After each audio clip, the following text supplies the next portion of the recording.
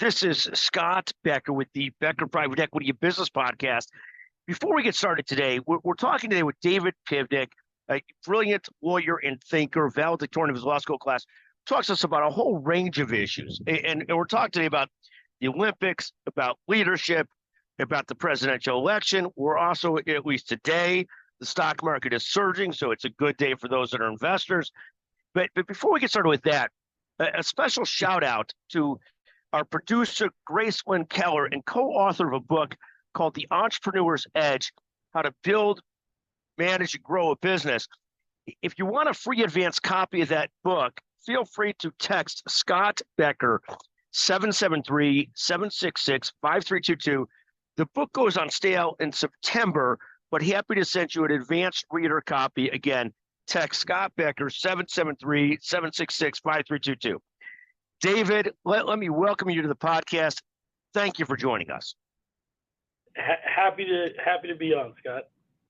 And so David is a brilliant person, almost triple brilliant, and can talk about any subject. Today, we're going to talk a little bit about, for those watching the Olympics, what's going on with the Olympics? What do you make of it?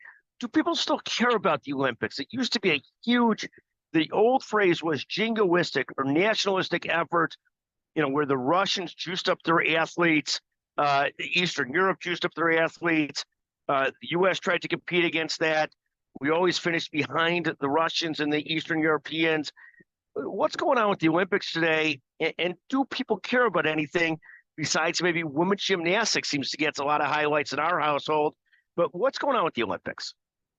Yeah, that's a great question. I mean, the first thing is I think people do care, but I certainly feel as though I hear far less about the Olympics and particularly the day-to-day sports and the actual athletes than in prior years. So I don't know if it's partly due to the time zones, although those are often difficult to navigate, but there's not been a lot of attention on the actual athletics. I've heard far more about, political drama, critiques on the approach at the opening ceremony and what was viewed by many as an offensive opening ceremony and got a lot of controversy.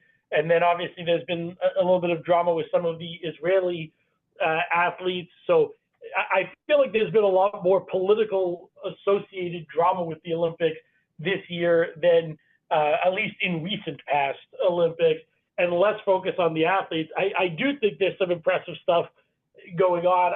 I'm personally, as you know, I was born in, I'm Canadian as well as now American. I'm personally very excited about a Canadian swimmer, a 17-year-old named Summer McIntosh, who's got a gold and a silver so far at these Olympics and will likely win at least 2 more medals. And she's kind of a young superstar. And it's not typical that Canada has someone who's, truly the best in the world. And I think she is the best or one of the top couple female swimmers in the world. And obviously Katie Ledecky and Ariane Titmus from the U.S. and Australia are also dominating on the women's side of the pool. So I think that's been exciting. And the U.S. gymnastics teams are doing well, both on, the women obviously winning all around gold as a team was great, but the men's team won bronze, which I think is the first time they've won a medal in about 20 odd years. And, they had a kid from Deerfield on the team, which was nice to see as well. So there's been some fun stuff going on, but it certainly seems to be getting less attention than past Olympics have. And the attention that's been going on is largely focused on things like the opening ceremonies, which is obviously not ideal. And what about this? I mean, I don't even want to talk that opening ceremony thing. Seems like a debacle. But talk about men's basketball. Any thoughts there? Is Canada still in it? Or are they in trouble in basketball?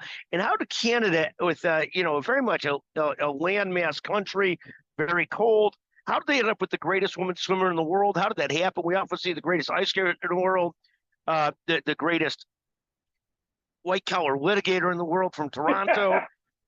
But we don't often see the greatest swimmer ever in Canada. How does that happen? How does it happen that the person spends so much time in the pool and she's a natural athlete? What happens there? So first of all, the basketball team has advanced. They're officially in the medal rounds now. I think they've got at least a chance to medal. They lost a couple preliminary games before the Olympics started to the U.S. team, and I don't know that they can beat the U.S. team, but the Canadian team is very strong, and I think matches up pretty well with just about everybody else, maybe the U.S. and France aside. So I think Canada certainly has a legitimate chance at a medal. They beat the U.S. in tournament last year, although the U.S. team wasn't as loaded as it is at these Olympics. But I think Canada has a chance there and has advanced. As far as Summer McIntosh, I can't explain it. She was on the Olympic team 3 years ago as well at 14, which is also, to me, kind of mind-blowing. And she wasn't quite ready to medal yet, but she was competitive, and she's just kept developing. And to be fair to your hypothesis about climate and developing swimmers, she does currently train in the United States. So to be fair, she's proud of her Canadian heritage and is very much competing for Canada, but she is training in the U.S. right now. But she's phenomenal. Thank you so much. And what about who on the Canadian basketball? Who's the stars on the Canadian basketball team? Who are the great Canadian players? Some Canadians. No, Shai Gilgeous-Alexander from the Oklahoma City Thunder is the best player on the team and probably one of the 10 best players in the world, if not higher. RJ Barrett is on the team. Dylan Brooks is on the team. Kelly Olynyk at center. So they've got a pretty deep roster. Lou Dort is the other starter, also plays for the Thunder, sort of a defensive specialist. So the whole starting lineup and much of the bench is playing in the NBA. Unfortunately, Andrew Wiggins was not allowed to play. The Golden State Warriors and Steve Kerr wouldn't allow him to play because they were worried about his health, which is, I think, a conflict of interest since Steve Kerr is coaching the U.S. team. So that feels a little unreasonable that Wiggins wasn't allowed to play. But the Canadian team, the whole starting lineup is guys who are NBA stars or at least solid NBA starters. And the bench is pretty deep and talented as well. So it's a good roster, and they're pretty well balanced between guys who can score and hit three and good defenders. The U.S. team has had some trouble this year, at least in the early games, the preliminary games. What's the take on the U.S. team, and do they end up rolling through the rest of this, or are there teams that could beat them? I think there are teams that could beat them on any given day. The U.S. team is clearly the most talented team by a pretty wide margin, and they've got a lot of balance. I mean, lots of strong defenders, tons of offense, a lot of guys who can get going and score and carry the team offensively on any given day. So I think they're a prohibitive favorite. But, they, as you alluded to in the preliminary games, they had a 1-point win over South Sudan, which I won't pretend to be an expert on the South Sudanese basketball team, but certainly viewed it as shocking that they were leading much of that game and then only lost by one. And even in the Olympics, when they played Serbia, it's notable that when Jokic was in the game, it was a draw, but the U.S. beat the Serbian team by about 20 points in the limited minutes he was off the floor. So I think on any given day, someone could beat the U.S. team. I think France in particular, where they're going to have a home crowd and they've got a ton of size and a lot of talent. I think the French team could give trouble to the U.S., but the U.S. is just so far superior talent-wise that they should certainly win the gold. I know that you have played competitive hockey for years, and watching the U.S. talent that they have, that all-star level of talent, must remind you a little bit of some of the teams that you've laced up the skates with. Is that a fair statement? Yeah, I mean, most of the teams that I played hockey with could be fairly compared to the U.S. Olympic basketball team. I think that's reasonable. We all played at the highest levels of our respective beer leagues, and I think the U.S. players could also probably play high-level pickup basketball if given the opportunity. I think that's very but their coaches might not let them.